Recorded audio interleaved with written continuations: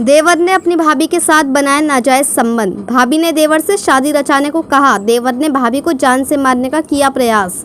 मझौला निवासी महिला ने लगाया अपने देवर और ससुरालियों पर गंभीर आरोप। अवैध संबंध बनाने के बाद भी नहीं है शादी करने को तैयार। महिला ने मुख्यमंत्री से लगाई इंसाफ की गुहार।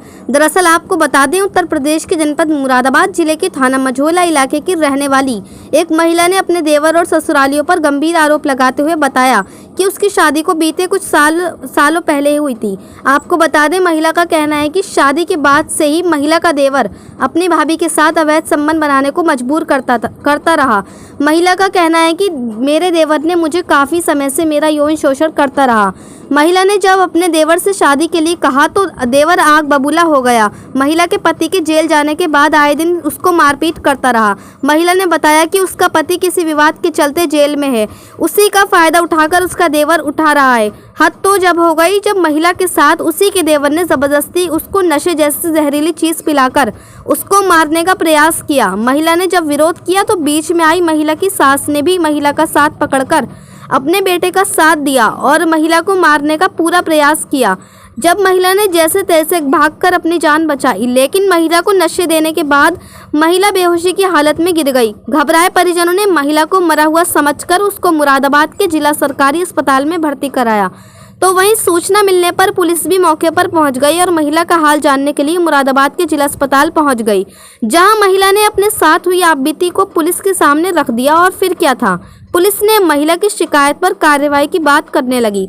लेकिन महिला का कहना है कि महिला ने बीते समय पहले भी अपने ससुरालियों के खिलाफ पहले भी मझौला थाने में शिकायत दर्ज कर चुकी थी, लेकिन उसके कोई भी सुनवाई नहीं हुई।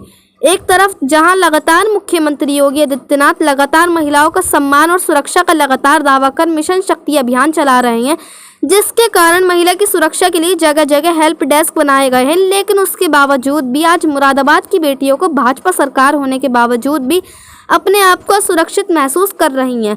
ये नज़ारा है मुरादाबाद की थाना मझौला इलाके के मंडी समिति का, जहां महिला का यौन शोषण कर लगातार उसको प्रताड़ित कर जान से मारने का प्रयास उसके ससुराल पक्ष के द्वारा किया जा रहा है। अब देखना यह है कि खबर चलने के बाद पुलिस मामले को लेकर क्या कार्रवाई करती है, यह तो आने वाला समय ही बताएगा। मुरादाबाद से परवेज अंसारी की रिपोर्ट। मेरा नाम गीता है। मुझे मेरे सास और देवर ने पहले तो पीट के फिर मुझे लिक्विड वाला जहर प्लेग शीशे में था ज़बरदस्ती पिलाया वो, और पिलाने के बाद मेरी सास ने देवर को तो भगा दिया और मुझे कोली भर के अंदर बैठी रही। जब मेरी बेचैनी हो गई, मैं बोली मुझे क्यों मार रहे हो तुम, मैं जीना चाहती हूँ। मैंने छोड़ के पैदल भाग आई। सड़क पर चलते वालों से कह रही मुझे कहीं ले जाओ, किसी अस्पताल में ले जाओ। तो किसी ने न सुना, किसी ने भी। मैंने 1076 पर कॉल करी, उन्होंने कही 112 पर लगाओ। मैं 112 पर लगाती रही, 112 पर नहीं लगी। जब मेरी उल्टी में खून आने लगा तो मैंने कमल से कहा कि तुम मुझे क्यों जहर देकर मारना चाह रहे। मुझे कमल मेरा देवर है, उन्होंने मारा मुझे पहले। मैं कह रही मार के भाग गए। मैं कह रही तुम्हें जान से क्यों मारना चाह रहा, मैं ज़िंदगी जीना चाहती हूँ, मुझे अस्पताल तो ले जाओ, मुझे अस्पताल ले जाओ। सर मेरा हस्बैंड जेल में है।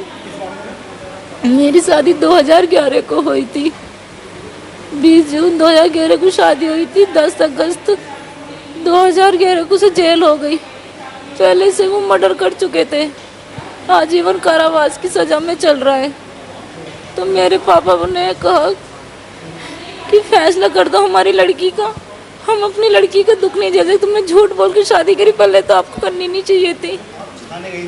मैं थाने भी गई थी, मझौला थाने गई थी एप्लीकेशन देने, वहाँ भी कोई सुनवाई नहीं हुई। मैं चौकी भी गई, वहाँ पे भी कोई सुनवाई नहीं हुई। मैं महिला थाने में मेरा केस चल लिया, वहाँ पे भी कुछ सुनवाई नहीं हुई। आज नहीं दी मैंने, आज तो मुझे मौका ही नहीं मिला देने का। इन लोगों ने जान से मारने का प्लान रात से साजिश कर रहे हैं लोग। मेरी नंद लक्ष्मी और नंदोई भगवान दास रात से मिसल में रात अपने घर से आई हूँ। मेरा देवर पहले तो 1.5 साल तक मेरे उसके नाजायज स्त्री में संबंध, जब कहा ना कि मैं शादी कर लूँगा उससे मेरे संबंध में। सर मुझे तो ज़रूरत थी, जब मेरे सहारा दिया तो मैंने तो हाँ कर दी। वो भी मेरे साथ खुश था। मेरे देवर ने, कमल ने, हाँ सर 1.5 साल तक रहे हम। हाँ सर।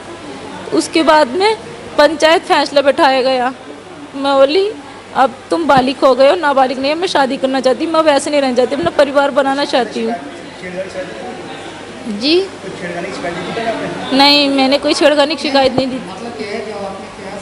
हाँ, उन्होंने पहले पंचायत में मेरा हाथ पकड़ लिया, बोले ठीक है मैं शादी करूँगी। पहले तो मुझसे ये कहते रहे अभी नहीं, थोड़ा मैं समझदार हो जाऊँ, थोड़ा कमा लूँ, मैं अपने पैरों पे खड़ा हो जाऊँ।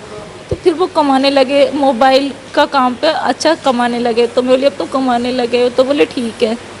तो उसके बाद में उस के ही शादी कर लो। तो मेरी नंदोई है लक्ष्मी और भगवान दास, वो नहीं चाहते। उन्होंने मुझे 7 मार्च को मुझे प्यास लगी पीने के लिए, तो पानी में लिक्विड मिला के दिया जहर।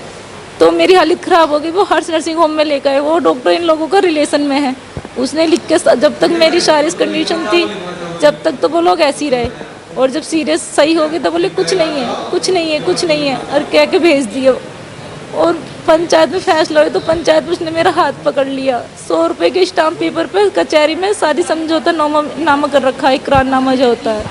और कहा कि हम नवरात्र में बुला के ले आएंगे, शादी करके ले आएंगे। भैया नवरात्रे भी गए, नहीं आए। तो मैंने फ़ोन करा इन्हें, तो इन्होंने कह दी जो करना कर ले, मैं ना तुझे रखूँगा और ना ही मैं तुझसे शादी करूँगा। इनकी बहन ने कहा जो लक्ष्मी कि मेरे भैया की नहीं शादी होगी, दहेज मिलेगा, कार मिलेगा, ये सब कुछ तेरा बाप देता है। मेरा बेटा, मेरे संबंध, मेरे भाई की शादी 2017 में हुई थी। 17 से मेरे भाई की शादी से ही हमारे संबंध रहे हैं 2021 के फरवरी तक। सिर्फ 2017 से और 21 तक लगा लीजिए आप, 3 साल तो हो गए होंगे, 2.5-3 साल। अब आज रात से ही इन लोगों ने प्लान बना रखे थे कि ये आए, और मैंने केस कर रखा है ना, तो ये मुझसे ये कह रहे हैं केस वापस ले ले, मैं तेरी वजह से रहता नहीं। मैं कि ठीक है केस वापस मैं ले लूँगा, मुझे रखो तो सही।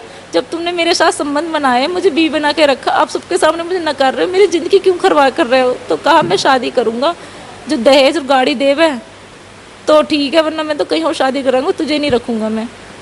मेरी नंदोई ने कहा इसे नहीं रखेंगे, इसे बोली यार राजी में तो ऐसे जाने रहे, इसको मारने का प्लान बनाया जाए। रात में भैया सो गई, मैं बाहर सोई बरामदे में। आज सुबह इन्होंने बनाया प्लान, ये मैं दवाई, मुझे बुखार हो रही है, मैं दवाई लेने आई, दवाई लेके गई तो ये सब तैयार थे। मुझसे थोड़ी सी बात पर कहाना सुनी हो क्या। पहले तो मेरे देवर ने एक बड़ा सा बॉक्स डिब्बा वो मारे, उसके बाद मेरे बाल पकड़ के खूब झंझोड़ा मुझे। मैं रोने लगी, मैं मुझे क्यों मार रहे हैं। फिर मेरी सास ने हाथ पकड़ के, कमल ने मेरे मुंह में लिक्विड डाल कर छत पे फेंक आए।